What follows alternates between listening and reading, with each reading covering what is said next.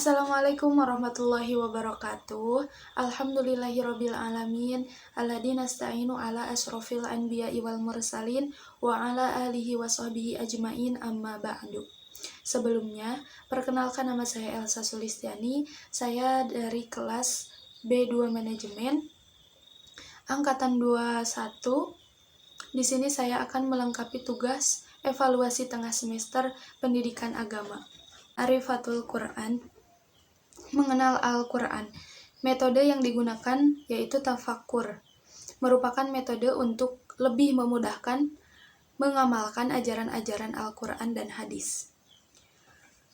Tafakkur adalah sesuatu metode untuk lebih memudahkan ajaran-ajaran Al-Quran dan hadis. Kegiatan tafakkur adalah berpikir menggunakan akal dan hati. Tujuan bertafakkur adalah untuk meningkatkan kesadaran, bukannya untuk menjadi pintar. Tafakkur mempunyai nilai yang sangat istimewa di sisi Allah Subhanahu wa Ta'ala. Rumus utama tafakkur yaitu akal tanpa bimbingan, Al-Quran tertipu. Al-Quran tanpa akal lumpuh. Kalamullah. Kalam dalam ilmu nahwu adalah sesuatu yang di dalamnya berkumpulnya 4 perkara, yakni lapad, murokab, mufid, wado. Lapad artinya ucapan, murokab tersusun, mufid memberi faedah, wado dengan sebuah tujuan. Dalam jurumiyah, al-kalamu huwa lafdul murokabul mufidu bil wad'i. Artinya lapad yang tersusun yang memberi faedah dengan bahasa Arab. Selanjutnya sejarah Al-Quran. Turunnya Al-Quran dikenal dengan nuzulul Quran. Kebanyakan masyarakat hanya sebatas mengetahui bahwa Al-Quran diturunkan pada bulan Ramadan. Tahapan Al-Quran turun. Satu Al-Quran turun sekaligus dari Allah ke Lauhul Mahfuz. Disebutkan pada surat Al-Buruj ayat 21-22. Yang kedua, Al-Quran turun dari Lauhul Mahfuz ke Bait Al-Izzah, Quran surat Al-Qadar ayat 1. Yang ketiga, dari Bait Al-Izzah ke hati Nabi secara berangsur-angsur.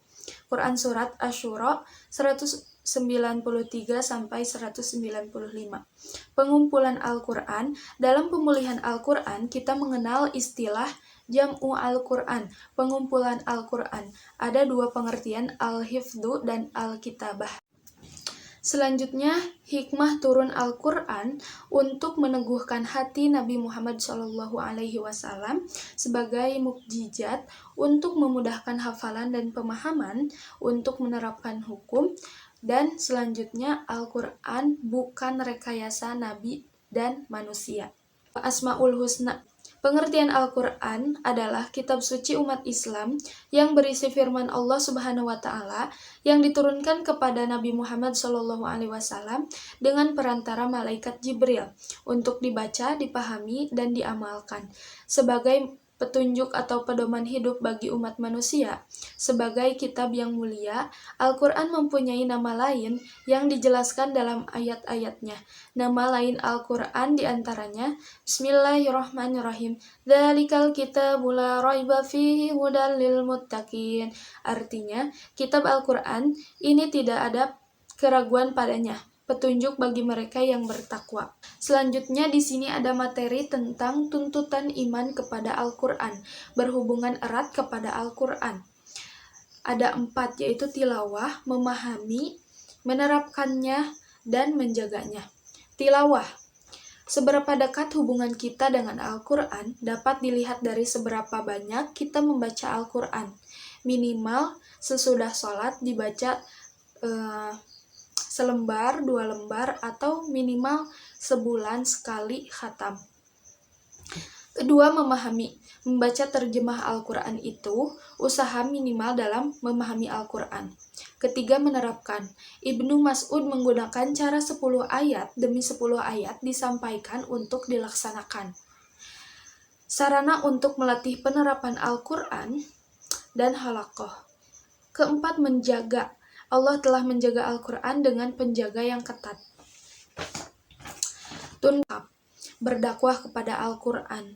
Rasulullah SAW bersabda, sampaikan dariku walaupun 1 ayat. mengajak untuk membacanya, memahaminya, menerapkannya, dan menjaganya. Menegakkan Al-Quran di bumi. 1. Perbaikan diri sendiri, pembentukan keluarga muslim, bimbingan masyarakat, dan lain sebagainya. Cukup sekian materi yang dapat saya sampaikan. Mohon maaf bila banyak salah. Wassalamualaikum warahmatullahi wabarakatuh.